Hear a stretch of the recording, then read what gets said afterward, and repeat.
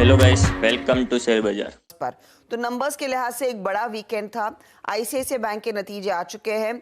मुनाफा एक बीट है, 14.5% का इजाफा, 11,000 करोड़ के ऊपर का मुनाफा कंपनी ने डिलीवर किया, जहां पर 10,500 करोड़ के आसपास का अनुमान था।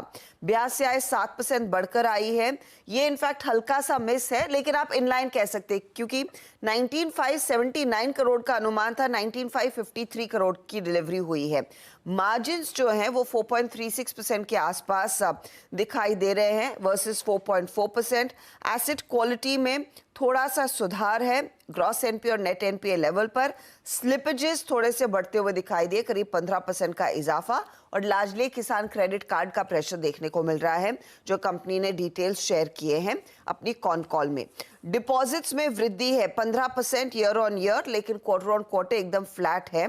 साथ ही साथ एडवांसेस भी ईयर ऑन ईयर 15% बढ़े हैं, क्वार्टर ऑन क्वार्टर करीब 3.2% बढ़ते हुए दिखाई दे रहे हैं। कंपनी कह रही है कि रिटेल लोन पोर्टफोलियो 17% बढ़ा है क्वार्टर ऑन क्वार्टर। तो ये हाइलाइट्स है। आईसीआईसीआई बैंक इंपॉर्टेंट रहेगा। इंडसइंड बैंक के भी नतीजे आए।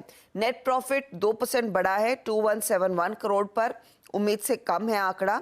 ब्याज से आय 11% बढ़कर आई है, 5,408 करोड़, ये भी उम्मीद से कम है।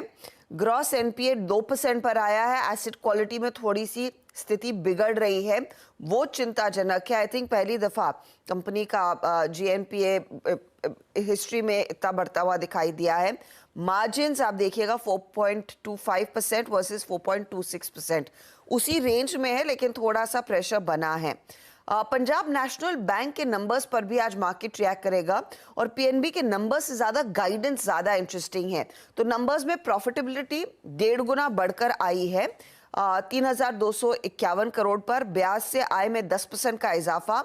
एसेट क्वालिटी अगर आप देखिए 0.77% से बढ़कर 0.89%। ग्रॉस एनपीए आया है। नेट एनपीए से कोई कंप्लेन नहीं है, 5% से कम है, वो बेहतर हुआ है। FY25 के लिए कंपनी कहती है ग्रॉस एनपीए रेशियो 4 से 5% वो मेंटेन करते हुए दिखाई देंगे। And most importantly credit cost 0.5% के नीचे होगी, जो पहले करीब 1% के नीचे थी। ये कमेंट्री इंपॉर्टेंट है पंजाब नेशनल बैंक के लिए। इसके अलावा आप एनटीपीसी पावर ग्रिड के नंबर्स पर रिएक्शन देखेंगे। एनटीपीसी के केस में प्रॉफिटेबिलिटी 11% बढ़ी, रेवेन्यू 13.5% बढ़ा है। पावर ग्रिड के लिए मुनाफा, रेवेन्यू, एबिटा थोड़ा सा वीकनेस देखने को मिली है। डॉक्टर रेड्डीज के नंबर्स आ गए हैं। यूएस और इंडिया बिजनेस से पुश मिला है। स्टॉक स्प्लिट का ऐलान 1:5। तो ये सभी चीजें हैं जो आज रेडार पर रखेंगे।